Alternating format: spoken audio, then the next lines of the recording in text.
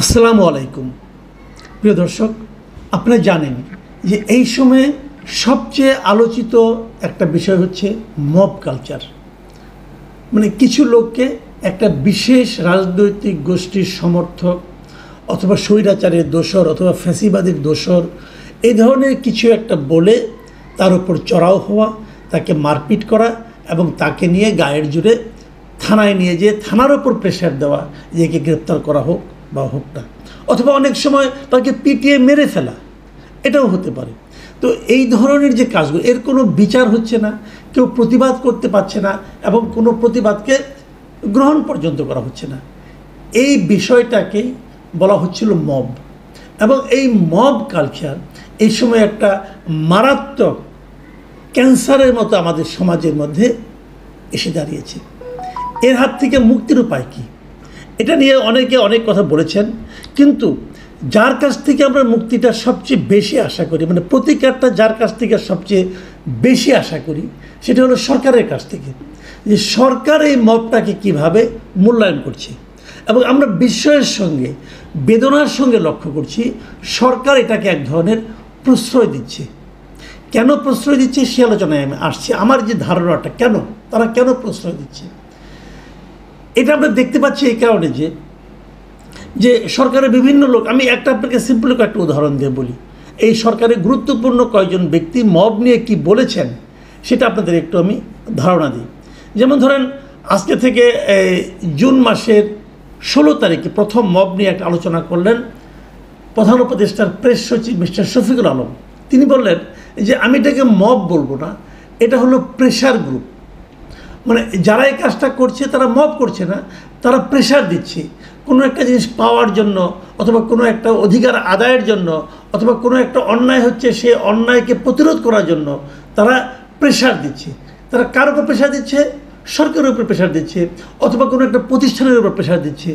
এখন আপনি বলেন যে ঘটনাটা পটিয়ায় ঘটলো, একটা ছেলেকে গ্রেফতার করার জন্য প্রেশার দিল, কেউ কি পারে একজন লোককে গ্রেপ্তার করতে হবে আপনাকে জন্য প্রেশার দিতে?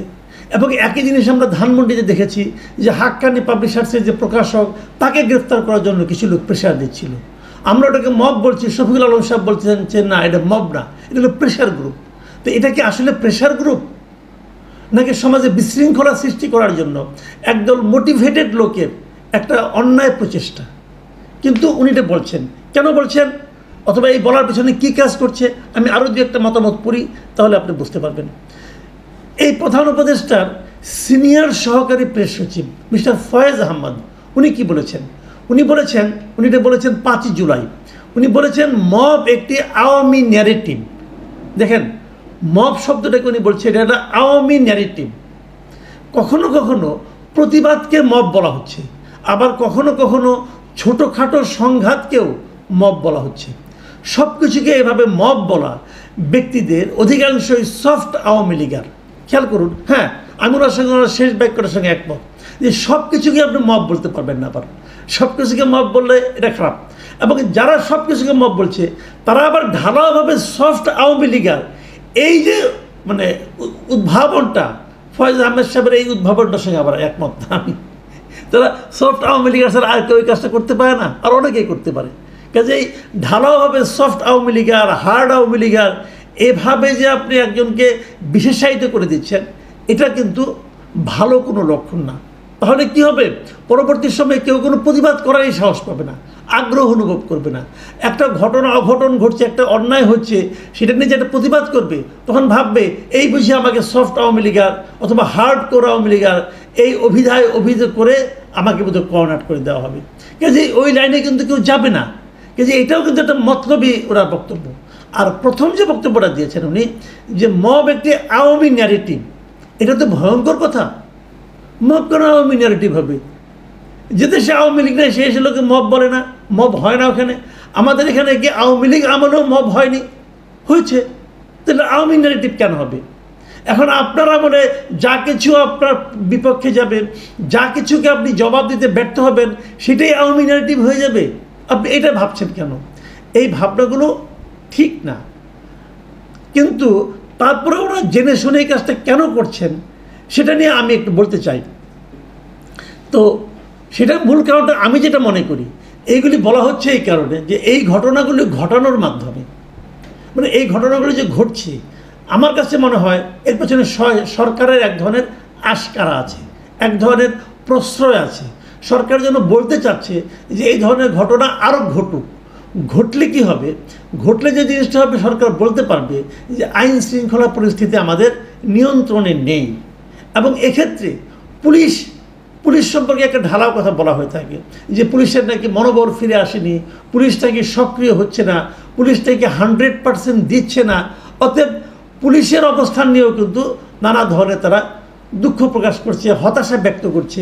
এবং সে কারণে বলছে যেহেতু পুলিশ সক্রিয় হতে পারছে না, অতএব পুলিশকে সক্রিয় না করে আমরা নির্বাচন কিভাবে দেব। মানে মোদ্দা কথা হলো নির্বাচনটাকে আরও বিলম্বিত করা, আরও পিছিয়ে দেওয়ার একটা পায়তারা এই কথাগুলির মধ্যে আছে বলে আমার কাছে মনে হয়েছে।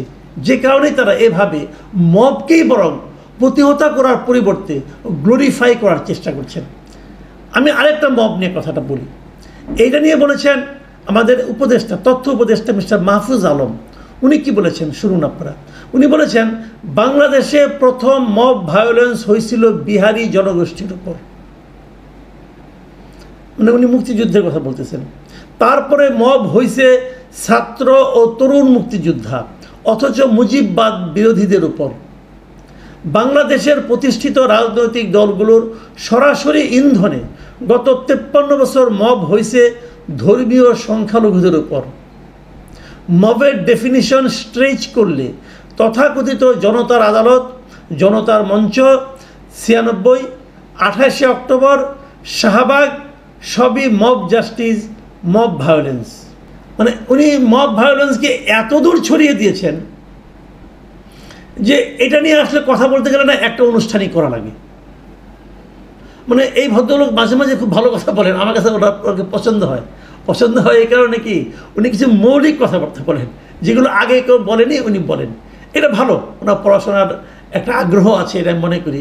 কিন্তু আগ্রহ থাকা এক জিনিস আর পড়াশোনার ডেপথ থাকা আরেক জিনিস। উনি কার সঙ্গে কাকে মিলিয়ে ফেলছেন এটা আমার কাছে ক্লিয়ার না। 28 অক্টোবর কী হয়েছিল ভাই? ওটাকে মব হয়েছিল। 28 অক্টোবর ঢাকা শহরে বিএনপির যে মহাসমাবেশ, সেটা কি মব ছিল? ওটাকে যে ভেঙে দেওয়া হলো সেটাও কি মব ছিল? ওটা সরকার ভেঙে দিয়েছে, মব টপ কিছু না এখানে। আবার শাহবাগটাকে নানাভাবে বিশ্লেষণ করা হয়। হ্যাঁ, শাহবাগ নিয়ে অনেক আলোচনা হতে পারে, সমালোচনা হতে পারে, কোনো সমস্যা নেই। সেটাও মব জাস্টিস, সেটাও মব ভায়োলেন্স। জনতার আদালত যেটা ছিল, জনতার আদালত কোনটা ছিল আপনাদের নিশ্চয়ই মনে আছে, যে জাহানারা ইমামের নেতৃত্বে একটা আদালত হয়েছিল, গণ আদালত বলা হয়, এটাকে বলা হয়েছিল যে যুদ্ধ অপরাধীদের বিচারের জন্য। সেটাকে উনি বলছেন মব ভায়োলেন্স। জনতার মঞ্চ সেটাকেও বলছেন মব ভায়োলেন্স। এবং বিহারিদের উপর মব ভায়োলেন্স হয়েছিল, এটা ভাই আমার কাছে ক্লিয়ার না। মুক্তিযুদ্ধের সময় উনি কোথায় ছিলেন, কীভাবে ছিলেন, তখন জন্মই হয়নি। তো বিহারিদের উপর কী মব ভায়োলেন্স হয়েছিল? তাহলে পাকিস্তানিরা যে আমাদের উপর, ওটা একটু যুদ্ধ, একটা কথা মাথায় রাখতে হবে, একটা যুদ্ধকালীন সময়ের অনেক কিছুকেই কিন্তু আপনি এই মব ভায়োলেন্স কিন্তু কোনো যুদ্ধকালীন সময়ের কোনো ঘটনা না, এটা মাথায় রাখতে হবে ভাই। মব ভায়োলেন্সের শান্তিপূর্ণ সময়, যখন আইন শৃঙ্খলা দেশে বিরাজ থাকে তখন হয় মব ভায়োলেন্স। কাজেই আইন শৃঙ্খলার মতো থাকে, বাট তারা এই ধরনের ভায়োলেন্সকে প্রতিহত করে না, এটা হলো মব ভায়োলেন্স।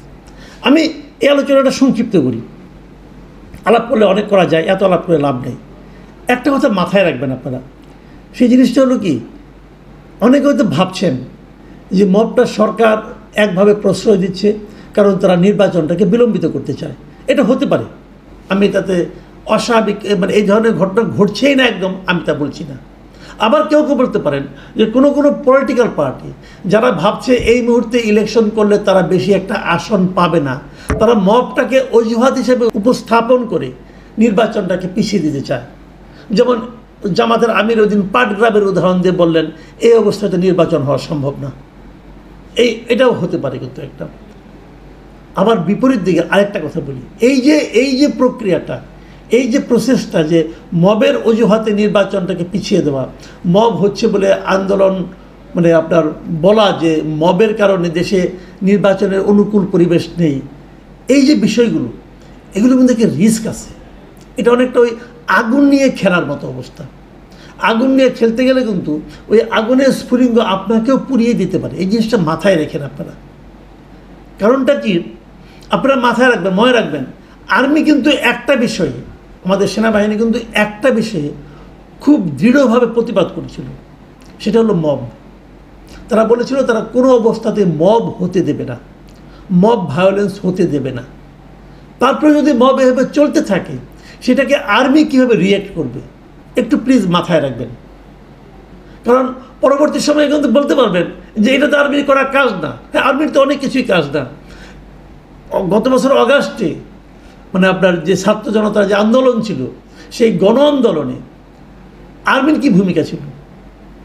আর্মি কি তখন শেখ হাসিনাকে সাপোর্ট করেছিল? কিন্তু আইন অনুযায়ী আর্মি শেখ হাসিনাকে সাপোর্ট করার কথা ছিল, আর্মি কিন্তু করেনি। আর্মি জনতার সঙ্গে ছিল। এখন মবের কারণে যদি এদেশের সাধারণ মানুষ বিপর্যস্ত হয়ে পড়ে, সাধারণ মানুষের জীবনযাপন যদি অস্থিরতায় ভরে যায়, অনিশ্চয়তায় ভরে যায়, তখন যদি আর্মি কোনো ভূমিকা রাখে এবং সেটাকে যদি তখন আপনারা কীভাবে অভিহিত করবেন? যারা মব নিয়ে খেলছেন এখন, তাদের জন্য কি সেটা কোনো সুখকর পরিণতি ডেকে আনবে? আমি তাদেরকে একটু সতর্ক করতে চাই। আমি আর এটা নিয়ে ডিটেল কিছু বললাম না। আমি মনে করি বুদ্ধিমানের জন্য ইশারাই কাফি। মাথায় রেখে অগ্রসর হন। যারা বক্তৃতা করছেন, যারা বিবৃতি দিচ্ছেন গুরুত্বপূর্ণ অবস্থানে থেকে, যারা মবকে গ্লোরিফাই করার চেষ্টা করছেন, তাদের প্রতি অনুরোধ থাকবে যে এটার আফটার ইফেক্ট কিন্তু হয়তো আপনাদেরও সহ্যের বাইরে চলে যেতে পারে, অথবা আপনাদের জন্য ভয়ঙ্কর কোনো পরিণতি ডেকে আনতে পারে। বিষয়গুলো মাথায় রাখলে সবার জন্যই ভালো হবে। কারণ আমরা সবসময়ই একটা শান্তিপূর্ণ অবস্থান চাই দেশের। মবটাকে যে কোনো কিছুর বিনিময়ে হোক না কেন থামাতে হবে। প্রিয় দর্শক, এখন এ পর্যন্তই। আল্লাহ হাফিজ।